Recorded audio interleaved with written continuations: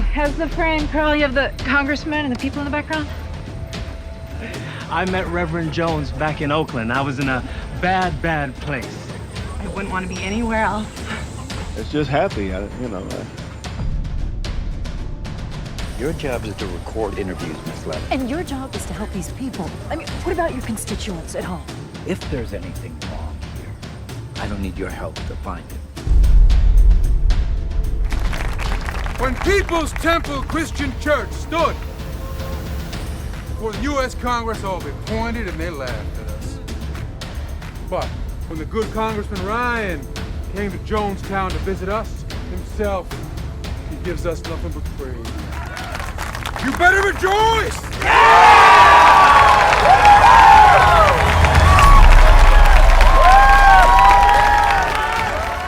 Let's go. You had a vision to change the world. But something went wrong along the way. I wanted to thank you. You've done your job, Miss Levin. Just leave it at that.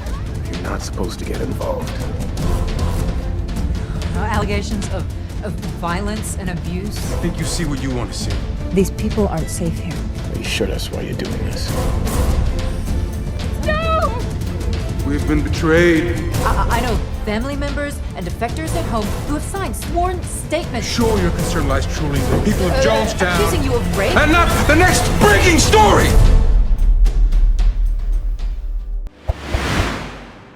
En las profundidades de la selva sudamericana, donde la vegetación crece densa y sofocante, existió un claro. Un lugar tallado a mano, nacido de una promesa. La promesa de un mundo nuevo, un refugio contra las injusticias y el odio de una sociedad lejana. Cientos de ciudadanos estadounidenses viajaron miles de kilómetros para construir este santuario, esta utopía que llamaron hogar.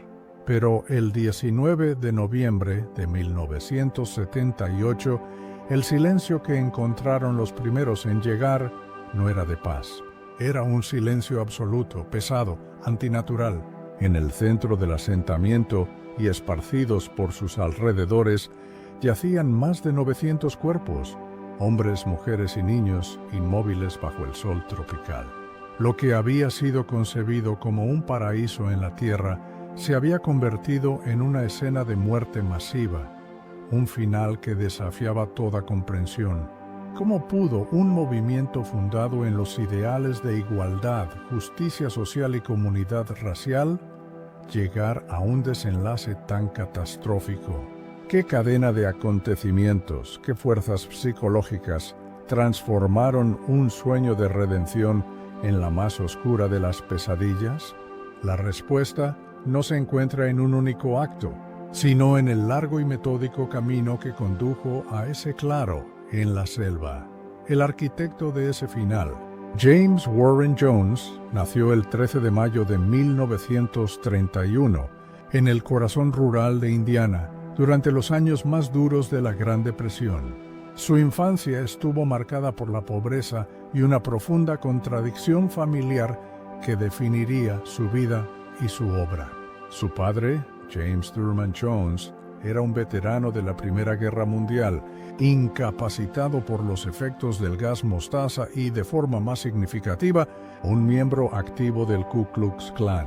En contraste directo, su madre, Lynetta, era la principal proveedora de la familia, una mujer de carácter fuerte que albergaba un profundo escepticismo hacia la religión organizada y sus dogmas.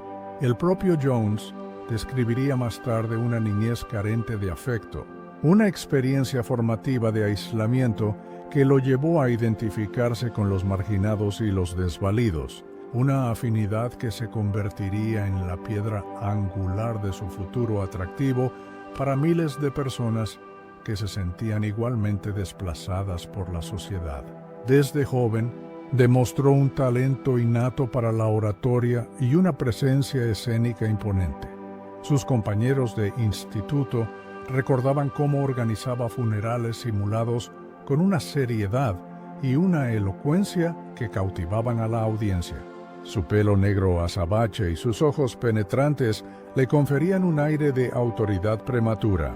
Esta capacidad para la dramaturgia y la persuasión sería una herramienta que perfeccionaría a lo largo de su vida.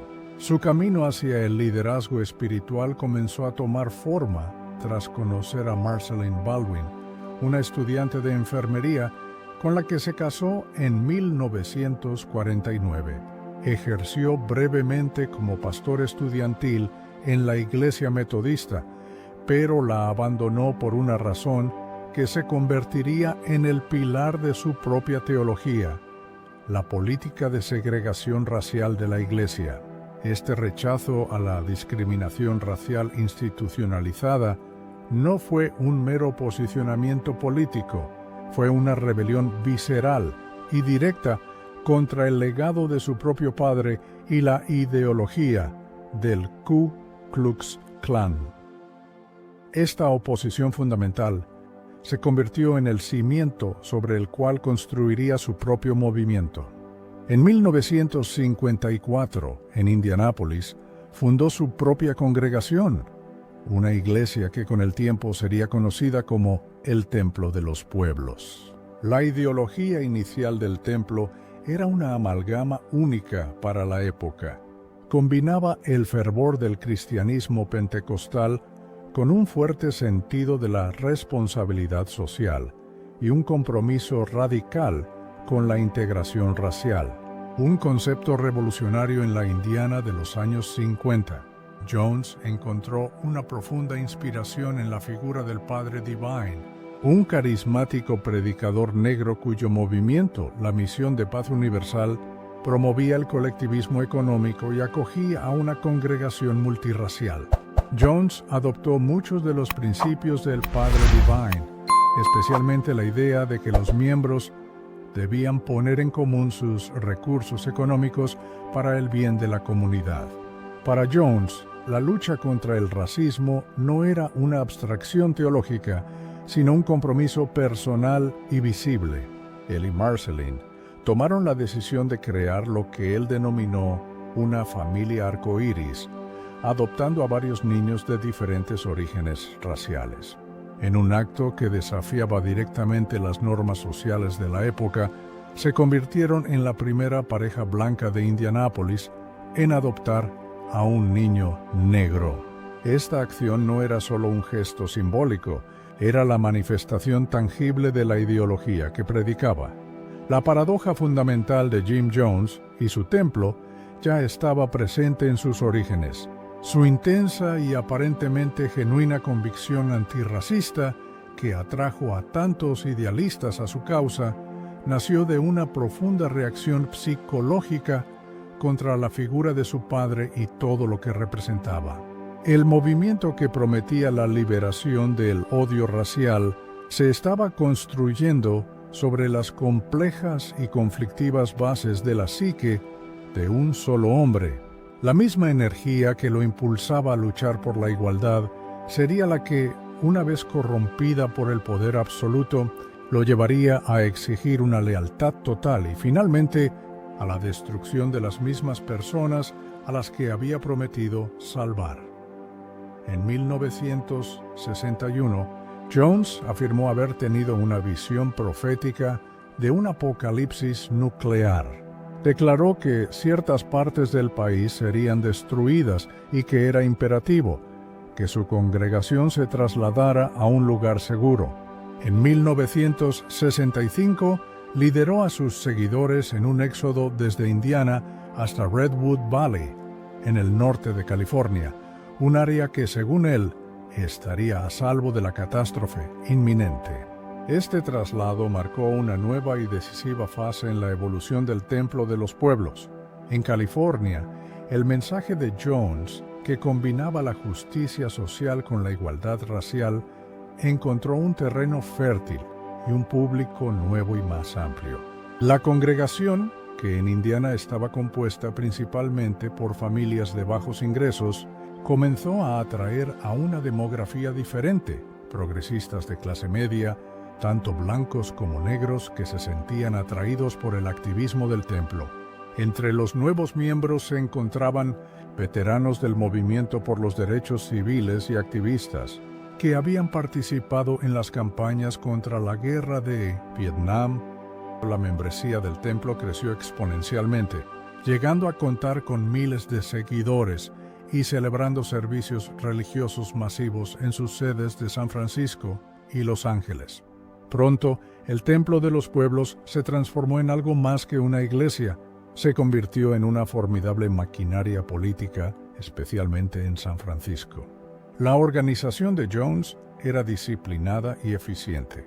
Sus miembros, leales y organizados, podían movilizarse en cuestión de horas para participar en mítines, distribuir propaganda electoral o impulsar campañas de registro de votantes. Este poder no pasó desapercibido para la clase política de la ciudad. El templo desempeñó un papel crucial en la elección del alcalde George Moscone en 1975.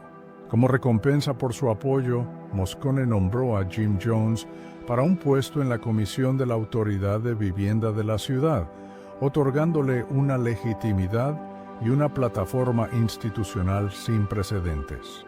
Figuras políticas de gran renombre, como la entonces primera dama Rosalind Carter, el presidente de la Asamblea de California, Willie Brown, y el activista por los derechos LGTBI, Harvey Milk, elogiaron públicamente a Jones y la labor social del templo, pero este ascenso público ocultaba una estructura de poder interna cada vez más consolidada y siniestra. Jones no operaba solo.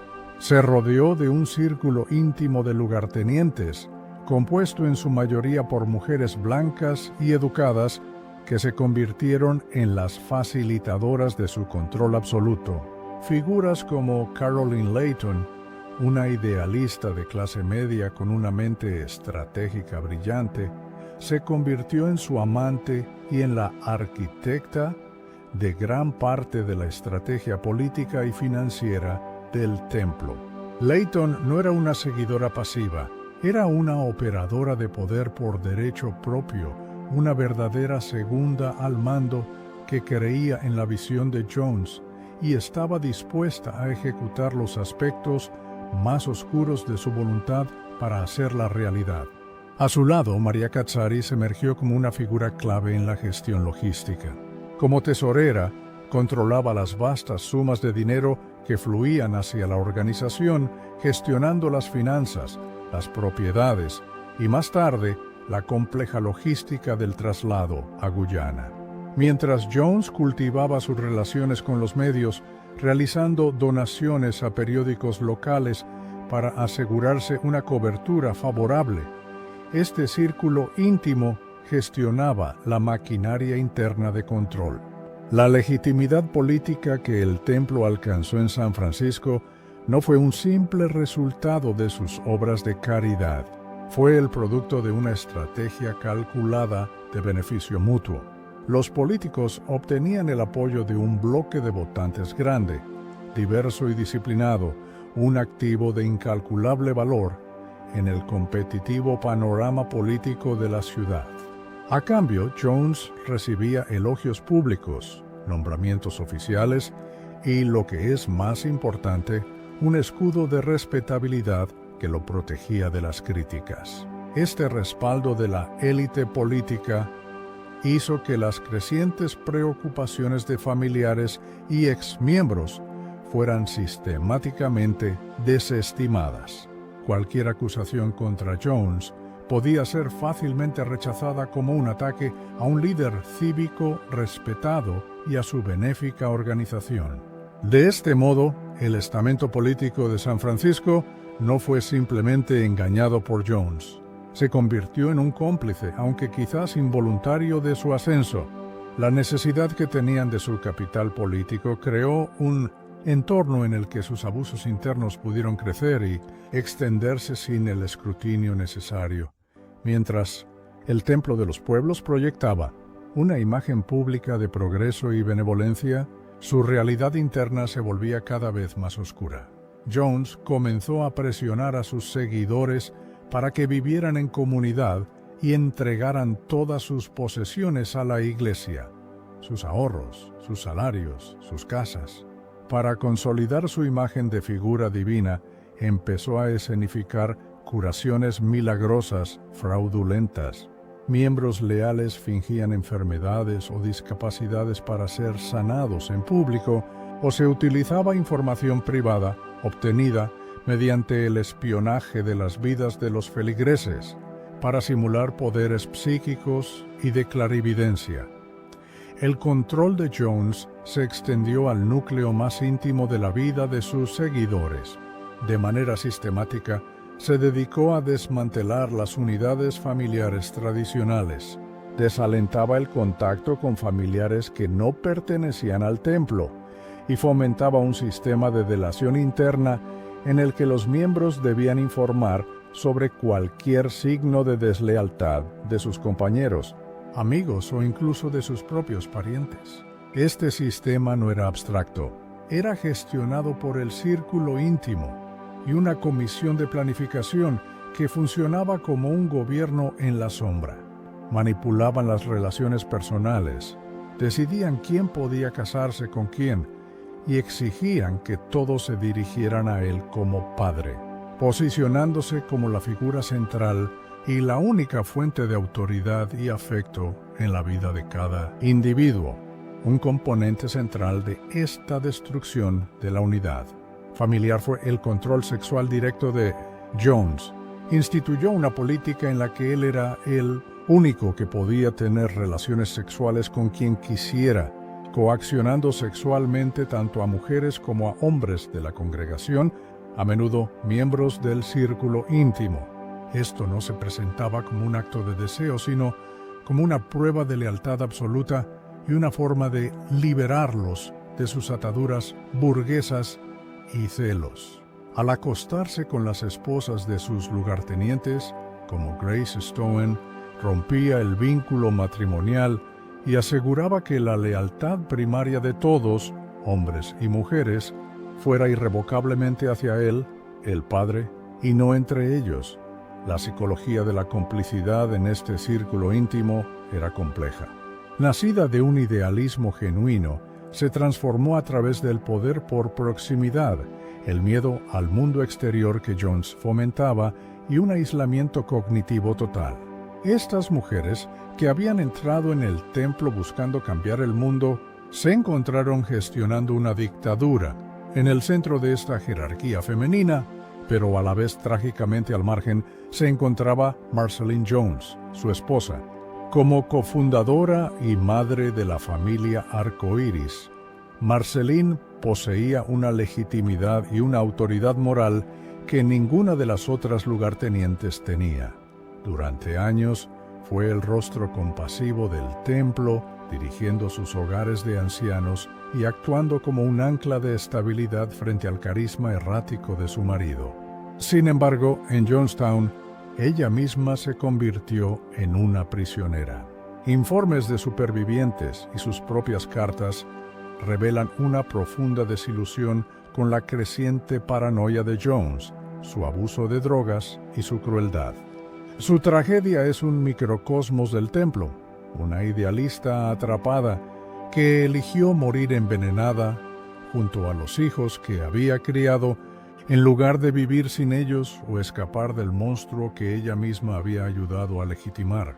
Esta dualidad, la de una organización públicamente aclamada y privadamente opresiva, fue la que permitió que la patología de Jones se desarrollara sin control, sentando las bases para la tragedia que estaba por venir.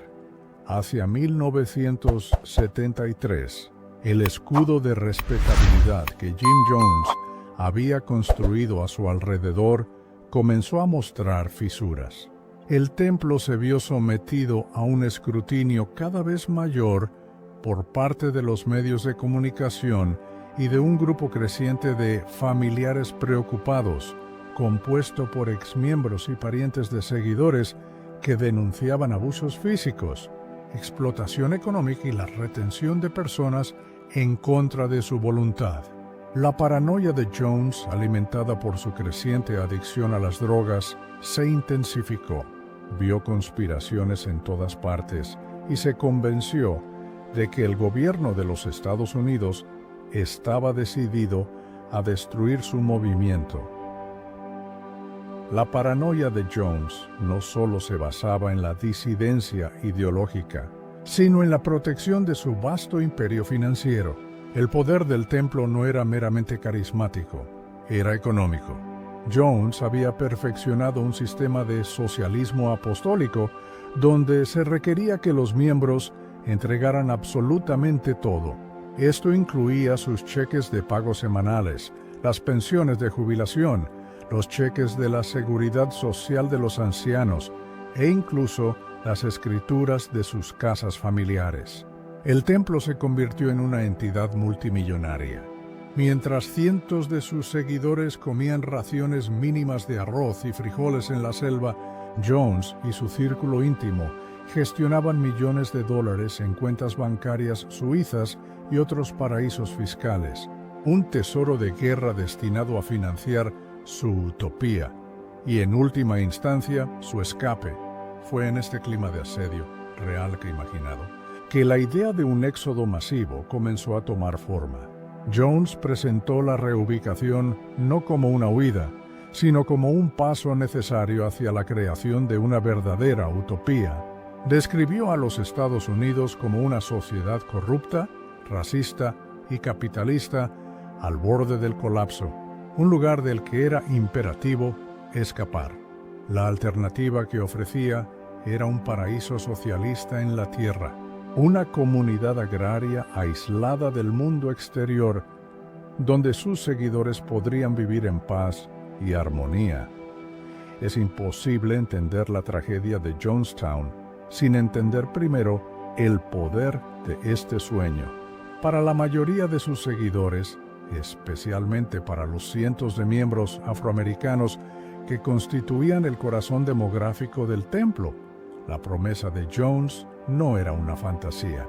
Era la única respuesta lógica a una vida de opresión en Estados Unidos. En la década de 1970, huyendo del racismo sistémico, la violencia policial y la desigualdad económica, el Templo de los Pueblos se sentía como el único lugar en la tierra donde la familia arcoíris era una realidad vivida y no un ideal lejano. Era un lugar donde las mujeres negras ocupaban puestos de liderazgo y donde los niños de todas las razas jugaban juntos sin miedo.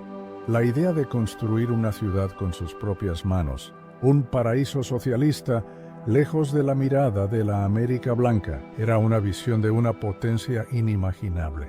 En 1974, el templo arrendó una vasta extensión de más de 3.800 acres de tierra en una remota región selvática de Guyana, un país de habla inglesa en la costa noreste de América del Sur. La elección de Guyana no fue casual. Su gobierno, de inclinación socialista, era visto como un aliado potencial, o al menos como una entidad que no interfería en los asuntos internos de la comunidad. Además, y de manera crucial, la ubicación era extremadamente aislada. Llegar al proyecto agrícola del Templo de los Pueblos, como se llamó oficialmente, era una empresa ardua.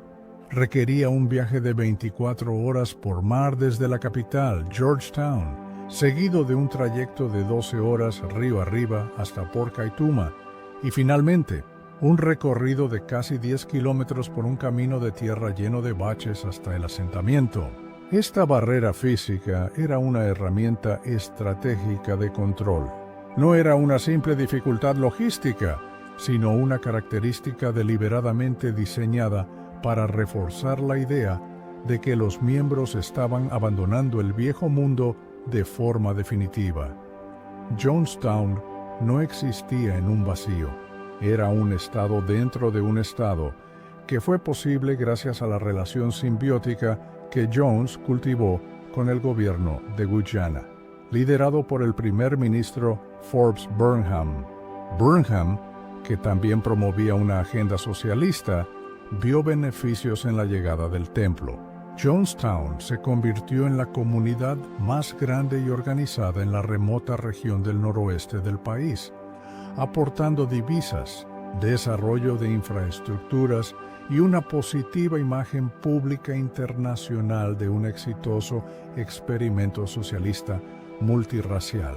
A cambio de estos beneficios, el gobierno de Guyana otorgó a Jones una autonomía casi total. Esto le permitió operar con mínima supervisión, ignorando las crecientes advertencias sobre abusos y permitiéndole contrabandear armas, drogas y dinero al asentamiento, convirtiendo a Jonestown en su feudo personal fuertemente armado. Los primeros pioneros que llegaron a Guyana eran en su mayoría hombres jóvenes, encargados de la hercúlea tarea de despejar la densa jungla. Pasaban sus días talando árboles y quemando la maleza, un trabajo físico agotador bajo un calor implacable. Y al principio lograron maravillas. Las cartas enviadas a casa durante ese periodo inicial estaban llenas de un orgullo palpable. Estaban construyendo una ciudad desde cero. Erigieron docenas de cabañas, talleres, una serrería, cocinas comunitarias y un gran pabellón central al aire libre. Establecieron una escuela que, según visitantes posteriores, ofrecía un nivel educativo impresionante. Tenían una guardería que cuidaba a los niños mientras los padres trabajaban. Tenían una clínica médica y una vibrante escena musical, con una banda en vivo, la Jonestown Express, que tocaba en las reuniones comunitarias. Durante un breve y brillante momento, el sueño pareció real. La gente sentía que estaba participando en algo histórico. El punto de inflexión llegó en el verano de 1977. Tras la publicación de un artículo de investigación muy crítico en la prensa estadounidense, Jones huyó de los Estados Unidos y ordenó a todos sus seguidores que se unieran a él en Guyana de inmediato. El golpe que derribó el escudo de respetabilidad de Jones provino de la revista New West. El periodista Marshall Kilduff, junto con Phil Tracy, había estado recopilando durante meses los testimonios de desertores de alto nivel, como Tim y Grace Stowen. El artículo resultante, publicado en agosto de 1977, detallaba por primera vez al público general las palizas sistemáticas, las humillaciones, las curaciones milagrosas fraudulentas y la atmósfera de terror que reinaba dentro del templo. Jones, gracias a sus conexiones políticas, se enteró de la inminente publicación del artículo e intentó desesperadamente detenerlo. Cuando fracasó, supo que su imperio en San Francisco había terminado. Literalmente, horas antes de que la revista llegara a los kioscos, Jones tomó un avión privado a Guyana, iniciando el éxodo masivo que transformaría a Jonestown de un proyecto pionero a un campo de refugiados superpoblado. En cuestión de meses, la población de lo que ahora se conocía como Jonestown pasó de unas 50 personas a casi 1000. Esta afluencia masiva y repentina desbordó por completo los recursos del incipiente asentamiento. La tragedia de Jonestown no es solo que la gente murió, es que el sueño que habían construido con sus propias manos fue secuestrado y convertido en su prisión. La infraestructura, diseñada para albergar a una pequeña vanguardia, se vio sometida a una presión insostenible, lo que provocó escasez de alimentos, viviendas inadecuadas y un deterioro general de las condiciones de vida. El paraíso prometido comenzaba a revelar su verdadera naturaleza, la de una prisión aislada, gobernada por el capricho de un solo hombre, donde la geografía misma se había convertido en el principal carcelero. La vida en Jonestown se convirtió rápidamente en una rutina de opresión y control total. La promesa de una utopía agraria se tradujo en jornadas de trabajo agotador en los campos, 6 días a la semana, bajo el sol abrasador de la selva. El sueño de la abundancia socialista se convirtió en una realidad de malnutrición. La dieta consistía principalmente en arroz y frijoles, a veces con verduras de la granja. Mientras la comunidad subsistía con raciones mínimas, Jones y su círculo íntimo, incluyendo a Layton y Katsaris, disfrutaban de mejores condiciones de vida y una dieta más variada en la cabaña de Jones. una contradicción flagrante con los principios que predicaban. El control psicológico era incesante. La voz de Jim Jones era una presencia constante y omnipresente, transmitida a través de un sistema de altavoces que cubría todo el asentamiento. Día y noche, los residentes se veían obligados a escuchar sus discursos divagantes, sus lecciones, sus sermones y sus boletines de noticias que eran sistemáticamente distorsionados. Para eliminar cualquier deseo de regresar, fabricaba noticias de un caos apocalíptico en América. Afirmaba que el Ku Klux Klan marchaba libremente por las calles, que se estaban construyendo campos de concentración para los afroamericanos y que una guerra nuclear era inminente.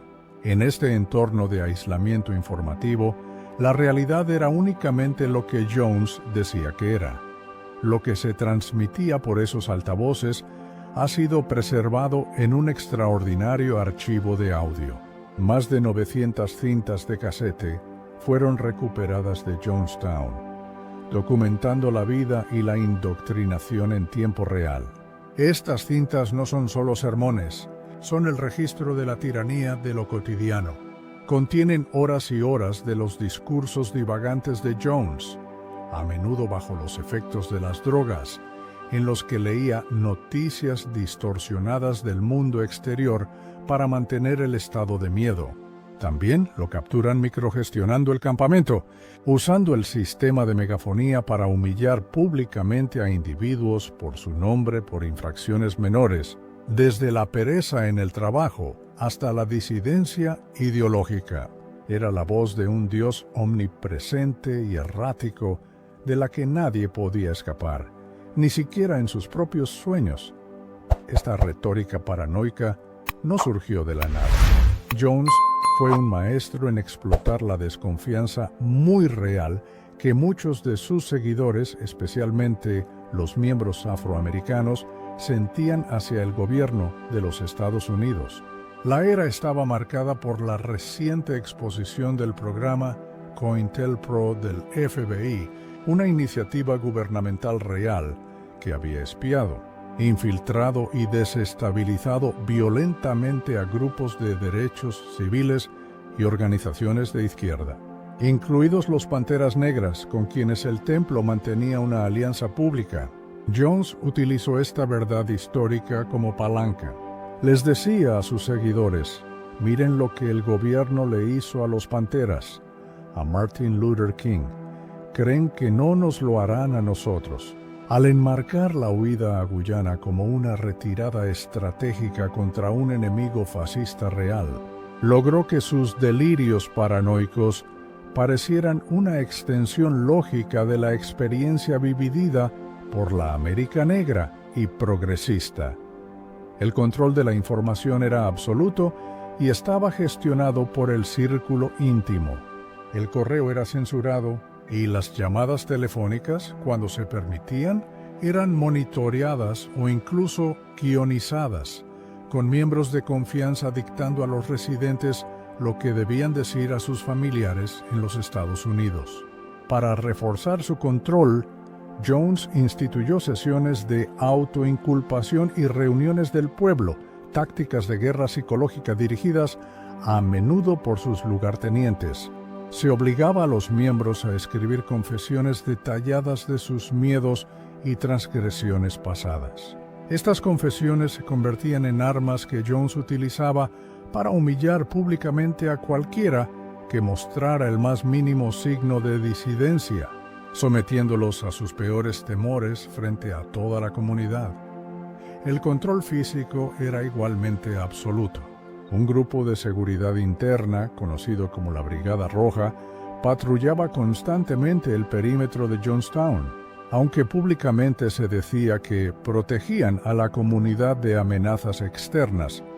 Su función principal era evitar que nadie escapara. Los castigos por desobediencia eran severos y se administraban en público. Incluían palizas brutales, tortura y confinamiento en cajas de madera estrechas y sofocantes, conocidas como la caja caliente. Los niños no estaban exentos de esta crueldad. Los castigos infantiles incluían ser arrojados a un pozo oscuro durante la noche o recibir descargas eléctricas de un bastón ganadero. Jones también confiscó todos los medicamentos personales, convirtiéndose en el único dispensador de atención médica. Esta función era supervisada por su enfermera personal, Annie Moore. Moore, una joven idealista de una familia políticamente activa, se convirtió en una de sus devotas más leales. Gestionaba el arsenal de fármacos de Jones, anfetaminas para mantenerlo despierto durante sus discursos, barbitúricos para controlar su paranoia y, crucialmente, controlaba los suministros médicos de toda la comunidad, dándole un poder literal de vida o muerte sobre los residentes. En este clima de terror, Jones comenzó a realizar unos simulacros de lealtad que denominó Noches Blancas.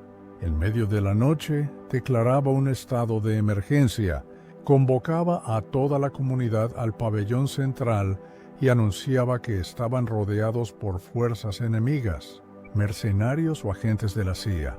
Durante estos simulacros, ordenaba a sus seguidores que hicieran fila y bebieran un vaso de una bebida con sabor a fruta, afirmando que contenía un veneno mortal. Después de que todos hubieran bebido y, por supuesto, no murieran, Jones revelaba que se trataba de una prueba de su lealtad y devoción. Estas noches blancas no eran simples pruebas de lealtad, eran un sofisticado ejercicio de condicionamiento psicológico. Mediante la repetición de este ritual, Jones estaba aplicando una técnica de desensibilización sistemática. Estaba normalizando el acto del suicidio masivo, transformándolo de un concepto impensable y aterrador en una respuesta rutinaria y aceptada ante una crisis. Al enmarcar la muerte no como una autodestrucción, sino como un acto revolucionario de protesta contra un mundo hostil, despojaba al acto de su horror inherente. Cada simulacro reducía la barrera psicológica, haciendo que la idea de beber veneno fuera cada vez menos impactante. Además, estos ensayos le permitían identificar a los posibles disidentes para poder someterlos a una mayor presión. El acto final del 18 de noviembre no sería una decisión espontánea, sino la culminación de un programa metódico de entrenamiento psicológico. Jones no solo los había convencido de la necesidad de morir, los había entrenado para ello. Mientras la vida en Jonestown se deterioraba, en los Estados Unidos, las voces de la disidencia se hacían más fuertes. Un grupo autodenominado Familiares Preocupados, formado por exmiembros del templo y parientes de los que estaban en Guyana, intensificó sus esfuerzos.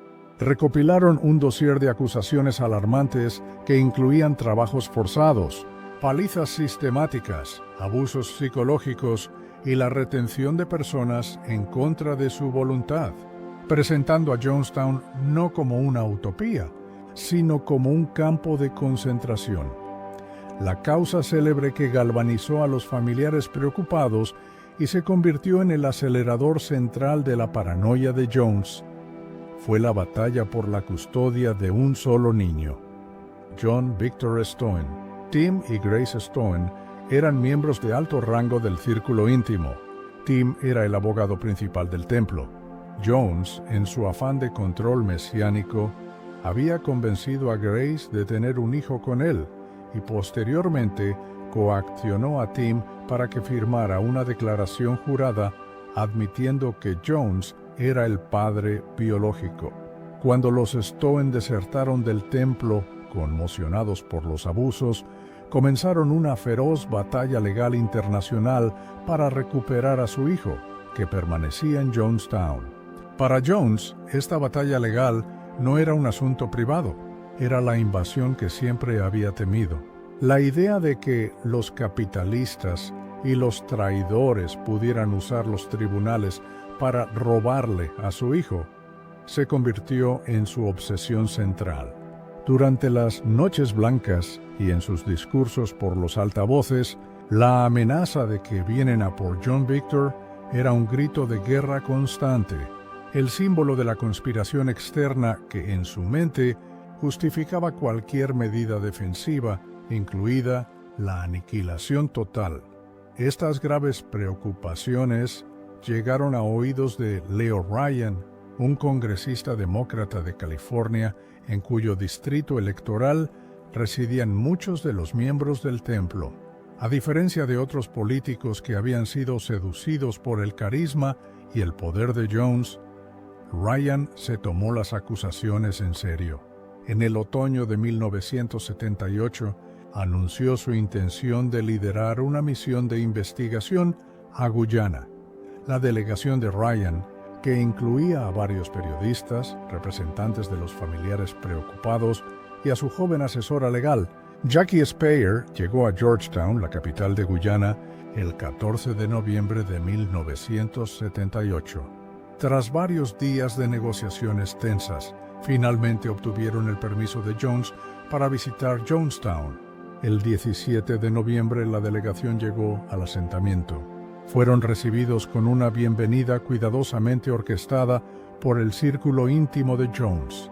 La comunidad organizó una fiesta en su honor con música de la Jonestown Express y un ambiente de alegría forzada.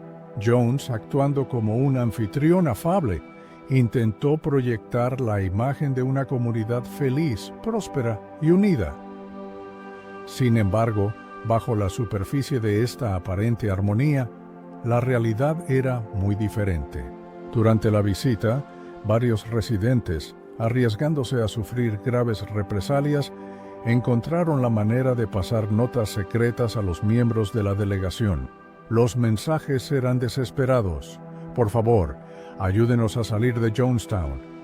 La mañana siguiente, el 18 de noviembre, el ambiente cambió de forma drástica.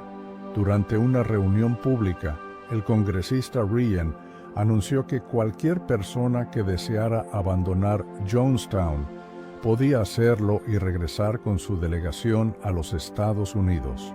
Se produjo un silencio tenso, y entonces un pequeño grupo de miembros dio un paso al frente, expresando su deseo de marcharse. Para Jones, este acto fue una traición intolerable. La deserción de unos pocos miembros, por pequeña que fuera, representaba una amenaza existencial para su autoridad y para la narrativa que había construido con tanto esmero. El mito de Jonestown, como un paraíso del que nadie querría irse, se estaba desmoronando ante sus ojos, y, lo que era peor, ante los ojos de la prensa internacional. Si unos pocos podían irse, la idea de la fuga se convertía en una posibilidad real para todos, socavando los cimientos de su control absoluto. La tensión alcanzó su punto álgido cuando un miembro del templo atacó al congresista Ryan con un cuchillo. El ataque fue frustrado y Ryan resultó ileso, pero el incidente fue la señal inequívoca de que la situación había perdido todo control. La reacción de Jones sería inmediata, paranoica y desproporcionadamente violenta. Tras el intento de apuñalamiento, la situación en Jonestown se volvió insostenible. El congresista Ryan y su delegación, junto con un grupo de aproximadamente 16 desertores del templo, se apresuraron a abandonar el asentamiento. Su objetivo era llegar a la pista de aterrizaje de Port Kaituma, a varios kilómetros de distancia, donde dos pequeñas aeronaves los esperaban. Mientras el grupo se congregaba en la pista y comenzaba a abordar los aviones, un camión de volteo procedente de Jonestown apareció en el borde de la pista. A bordo iban miembros de la Brigada Roja, armados con rifles y pistolas. El ataque fue coordinado y se produjo desde dos frentes simultáneamente. En el interior de una de las aeronaves, un Cessna, un miembro del templo llamado Larry Layton, que se había hecho pasar por desertor para infiltrarse en el grupo, sacó un arma de fuego que llevaba oculta y comenzó a disparar a los pasajeros que estaban a su lado. Al mismo tiempo, los guardias que habían llegado en el camión abrieron fuego indiscriminadamente contra el otro avión, un de Havilland Twin Otter, y contra las personas que se encontraban en la pista de aterrizaje. El ataque fue rápido, brutal y metódico. En cuestión de minutos, 5 personas yacían muertas. Entre ellas se encontraban el congresista Leo Ryan, el reportero de la NBC Don Harris, el camarógrafo de la NBC Bob Brown, el fotógrafo del San Francisco Examiner Greg Robinson y una de las desertoras, Patricia Parks. Otras 11 personas resultaron heridas, algunas de gravedad. La asesora de Ryan, Jackie Spire, fue alcanzada por 5 disparos a quemarropa. Cayó al suelo gravemente herida y fingió estar muerta para sobrevivir mientras los atacantes remataban a las víctimas. Los supervivientes que pudieron hacerlo huyeron a la selva circundante. El ataque en la pista de aterrizaje fue el acto final y irreversible de Jim Jones al ordenar el asesinato de un congresista de los Estados Unidos. Jones sabía que había cruzado un umbral del que no había retorno. Era consciente de que este acto provocaría una respuesta masiva e implacable por parte del gobierno estadounidense. Ya no había posibilidad de negociación, ni de escape, ni de continuación. Había quemado todos los puentes. Este acto de violencia extrema fue una acción deliberada para crear una crisis de tal magnitud que, en su mente paranoica, justificara la única salida que había estado ensayando durante meses: el suicidio revolucionario. En las grabaciones de la última hora de Jonestown, utilizaría el asesinato del congresista como la principal justificación para la masacre, afirmando que ellos, el sistema, ahora vendrían a destruir su comunidad y a torturar a sus hijos. El ataque en la pista de aterrizaje se convirtió en una profecía autocumplida. Jones fabricó el punto de no retorno, creando la catástrofe que, según su lógica retorcida, hacía inevitable la aniquilación total. Inmediatamente después de que sus hombres ejecutaran la emboscada, Jim Jones activó su plan final. A través del sistema de altavoces, convocó a todos los residentes a una reunión de emergencia en el pabellón central.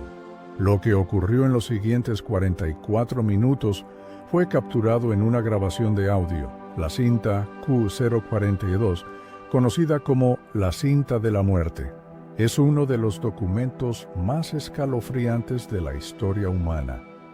Con una voz que oscilaba entre la calma paternalista y la urgencia apocalíptica, Jones anunció que el fin había llegado. Les informó que el congresista Ryan había sido asesinado y que, como consecuencia, el mundo exterior descendería sobre ellos. Afirmó que los soldados vendrían, que torturarían a los ancianos y que se llevarían a los niños para lavarles el cerebro. La única salida, declaró, era cometer un suicidio revolucionario, un acto de protesta para morir con dignidad. La cinta no captura un silencio de aceptación, captura un paisaje sonoro de terror. De fondo suena una música de órgano fúnebre. Se oyen los llantos confusos de los niños y los gritos de los padres, y en medio de esta creciente histeria, una mujer se levantó para hablar. Su nombre era Christine Miller.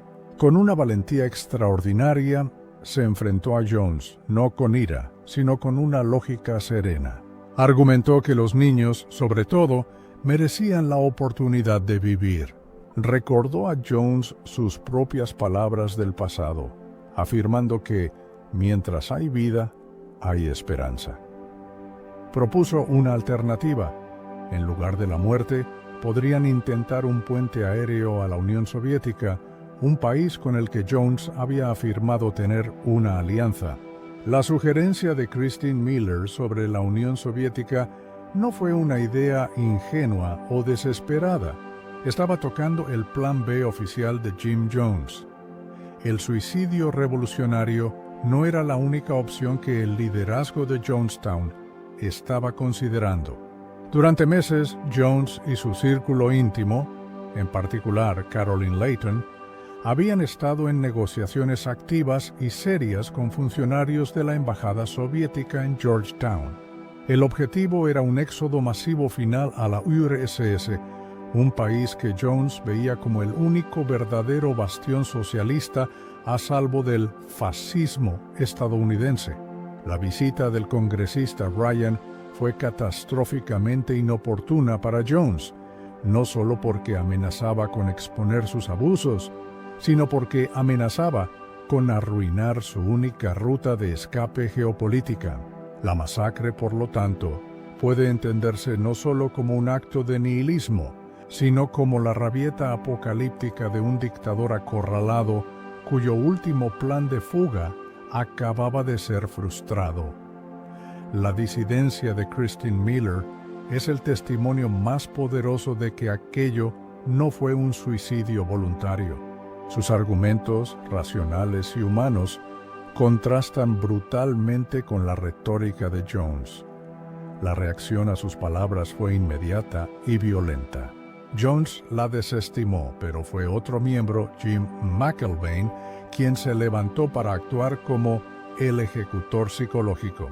Con una voz firme, McElvain contrarrestó a Miller, reforzando la lógica paranoica de Jones. «Christine, estamos siendo observados. No podemos huir. Seamos dignos». La multitud, condicionada por el miedo, comenzó a gritarle insultos a Miller, acallando su voz y demostrando que cualquier disidencia era intolerable. En la cinta se oye a Jones decir: «No me importa cuántos gritos escuche, no podemos permitir que nadie escape». Mientras Miller era silenciada, el círculo íntimo de Jones actuaba con una eficiencia escalofriante. Las enfermeras, incluyendo a Annie Moore, preparaban grandes tinas de metal. En ellas mezclaron una bebida con sabor a uva, Flavor Aid, con una potente combinación de cianuro y sedantes como el Valium. El proceso de muerte comenzó con los más vulnerables. Los niños fueron los primeros. Se utilizaron jeringuillas para verter el veneno directamente en la boca de los bebés. Se ordenó a los padres que administraran la poción a sus propios hijos antes de tomarla ellos mismos. El sonido de los niños llorando y muriendo, claramente audible en la cinta, llenó el pabellón, un sonido que, según los supervivientes, aceleró la resignación de los adultos. Aquellos que se resistieron o dudaron fueron rodeados por los guardias de la Brigada Roja.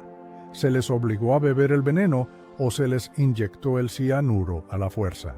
No hubo elección.